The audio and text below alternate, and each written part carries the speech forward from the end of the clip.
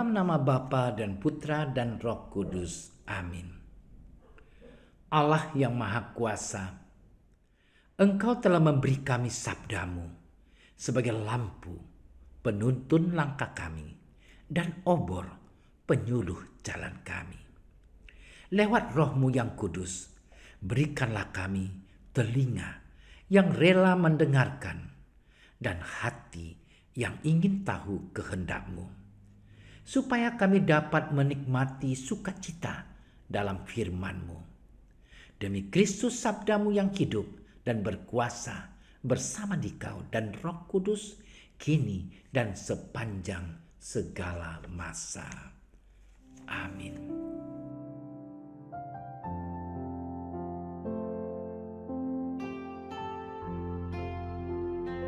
Pada suatu hari, Yesus bersabda kepada ke-12 murid-Nya, "Lihatlah, Aku mengutus kamu seperti domba ke tengah-tengah serigala. Sebab itu, hendaklah kamu cerdik seperti ular dan tulus seperti merpati. Tetapi waspadalah terhadap semua orang, karena ada yang akan menyerahkan kamu kepada majelis agama, dan mereka akan menyesah kamu di rumah ibadatnya. Dan karena aku, kamu akan digiring ke muka penguasa-penguasa dan raja-raja sebagai suatu kesaksian bagi mereka dan bagi orang-orang yang tidak mengenal Allah. Apabila mereka menyerahkan kamu, janganlah kamu khawatir akan bagaimana dan akan apa yang harus kamu katakan. Karena semuanya itu akan dikaruniakan kepadamu pada saat itu juga. Karena bukan kamu yang berkata-kata, melainkan Roh Bapamu.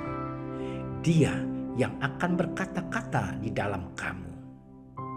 Orang akan menyerahkan saudaranya untuk dibunuh. Demikian juga seorang ayah akan anaknya, dan anak-anak akan memberontak terhadap orang tuanya dan akan membunuh mereka. Dan kamu akan dibenci semua orang oleh karena namaku. Tetapi orang yang bertahan sampai pada kesudahannya akan selamat. Apabila mereka menganiaya kamu dalam kota yang satu, larilah ke kota yang lain. Karena aku berkata kepadamu, sesungguhnya sebelum kamu selesai mengunjungi kota-kota Israel, Anak Manusia sudah datang. Demikianlah Injil Tuhan.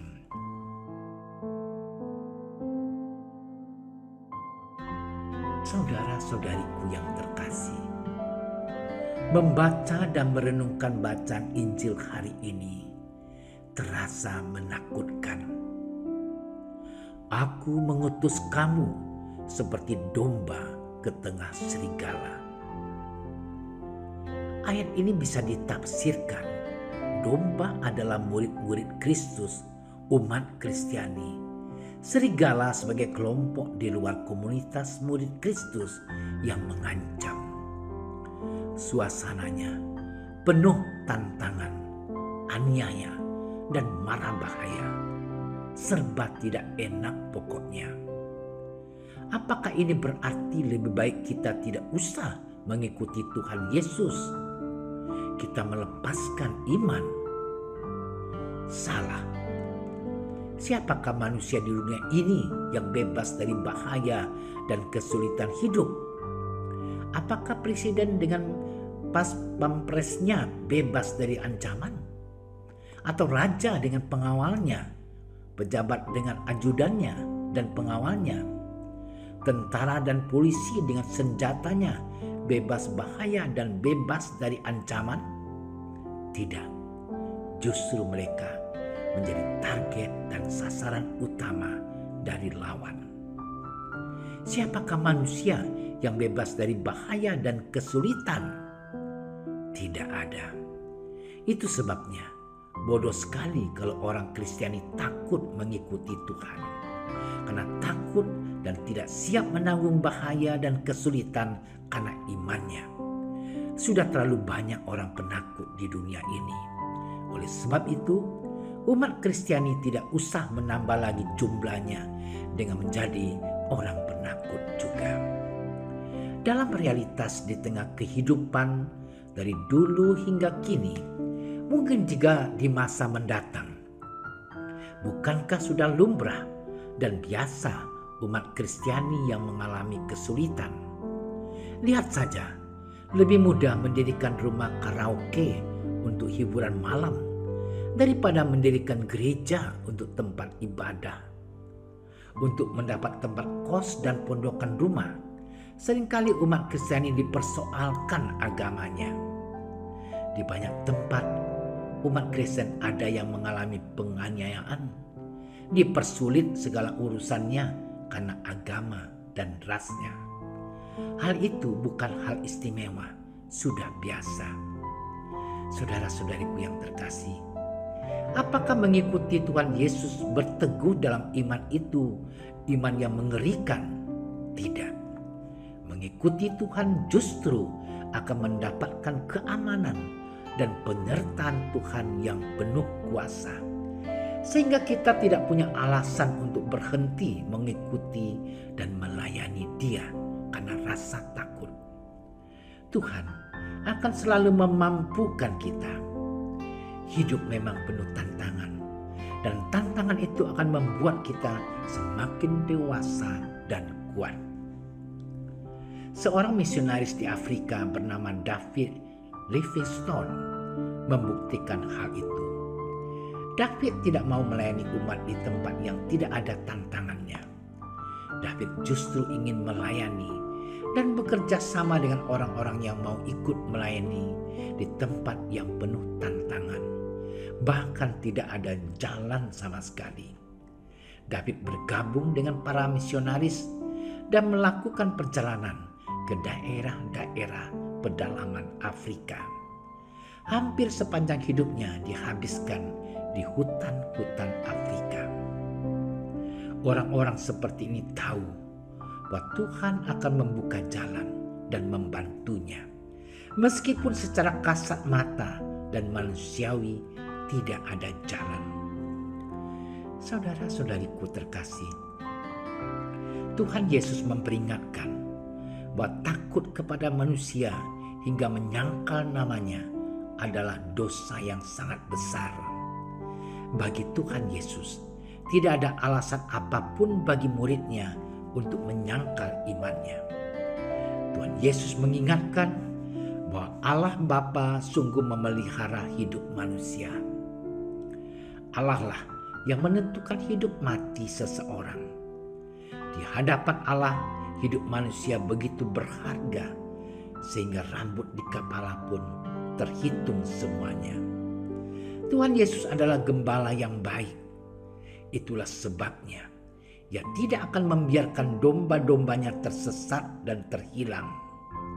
Ketika anak domba sedang berada di tengah serigala, dengan segala ancaman dan mara bahaya, gembala itulah yang akan membela, melindungi, menyelamatkan, dan menggendongnya domba itu, kemudian membawanya ke tempat yang paling aman.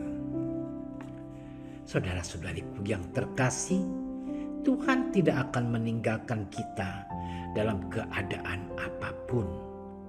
Jika demikian, mari kita berjanji untuk tidak meninggalkan Dia dalam keadaan apapun. Tuhan Maha Cinta, sehingga tidak akan membiarkan kita jatuh. Kalau kita terjatuh, Tuhan akan menolong. Tuhan akan menggendong kita dan memampukan kita.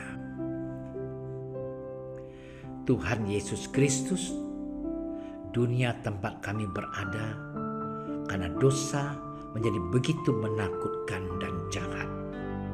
Lindungilah kami ya Tuhan dari kesulitan, bahaya, dan aniaya. Terlebih lindungi dan kuatkan kami sehingga di dalam situasi apapun tidak mempermalukan nama-Mu. Berilah kami keberanian dalam menghadapi tantangan apapun dengan keyakinan teguh bahwa Engkau senantiasa menjaga kami, sebab Engkau Tuhan dan Juru Selamat kami. Amin. Dalam nama Bapa dan Putra dan Roh Kudus. Amin. Doa Santo Yusuf. Salam penjaga Sang Penebus, suami perawan Maria yang terberkati. Kepadamu Allah mempercayakan putra tunggalnya. Kepadamu Maria menaruh kepercayaannya. Bersama denganmu Yesus menjadi manusia. O Yusuf yang terberkati, perlihatkanlah dirimu sebagai seorang bapa juga bagi kami, dan bimbinglah kami di sepanjang perjalanan hidup. Perolehkanlah bagi kami rahmat, belas kasih, dan keberanian, dan lindungilah kami dari segala yang jahat. Amin. Bapa kami yang ada di surga, dimuliakanlah nama-Mu, datanglah kerajaan-Mu, jadilah kehendak-Mu di atas bumi seperti di dalam surga. Berilah kami rezeki pada hari ini, dan ampunilah kesalahan kami, seperti kami pun mengampuni yang bersalah kepada kami. Dan janganlah masukkan kami ke dalam percobaan, tetapi bebaskanlah kami dari yang jahat. Amin. Salam Maria, penuh rahmat, Tuhan sertamu. Terpujilah engkau di antara wanita, dan terpujilah buah tubuhmu Yesus. Santa Maria, Bunda Allah, doakanlah kami yang berdosa ini, sekarang dan waktu kami mati. Amin. Kemuliaan kepada Bapa dan Putra dan Roh Kudus, seperti pada permulaan, sekarang, selalu, dan sepanjang segala masa. Amin. Terima kasih sudah menyaksikan renungan hari ini. Jangan lupa like, subscribe, dan aktifkan tombol loncengnya agar Anda yang pertama mendapatkan notifikasi updatean renungan harian dari Komsos Keuskupan Padang.